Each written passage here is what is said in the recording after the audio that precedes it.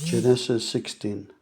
Now Sarai, Abram's wife, had borne him no children, and she had an Egyptian maidservant whose name was Hagar.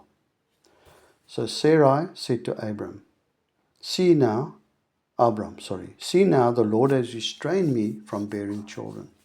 Please go into my maid, in other words, have sex with her. Perhaps I shall obtain children by her. And Abram heeded the voice of Sarai. Then Sarai, Abram's wife, took Hagar her maid, the Egyptian, and gave her to her husband Abram to be his wife, after Abram had dwelt 10 years in the land of Canaan. So it's interesting how God will take Hagar, who's an Egyptian, and then Ishmael is born from that generation. And look at all the interactions between Israel and Egypt over time.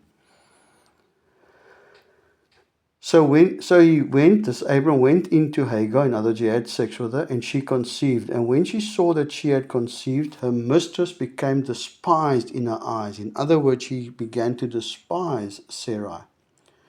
Then Sarah said to Abram, My wrong be upon you. In other words, Shema blames him. I told you to have sex with that lady, now she's pregnant, that is your fault. I gave my maid into your embrace, and when she saw that she had conceived, I became despised in her eyes. The Lord judge between you and me. So Abram said to Sarai, Indeed, your maid is in your hand, to do as you please.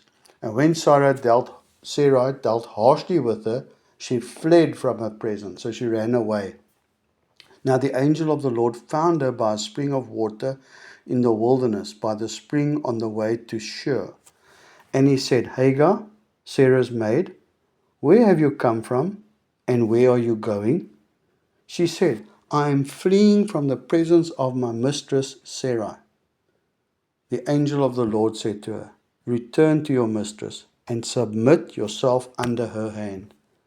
Then the angel of the Lord said to her, I will multiply your descendants exceedingly, so that they shall not be counted for multitude. In other words, I'll multiply this seed so much that you won't even be able to count them. Verse 11. And the angel of the Lord said to her, Behold, you are with child, and you shall bear a son. You shall call his name Ishmael, because the Lord has heard your affliction. He shall be a wild man. Listen to this prophecy. He shall be a wild man. His hand shall be against every man, and every man's hand against him. And he shall dwell in the presence of all his brethren. Then she called the name of the Lord who spoke to her, You are the God who sees.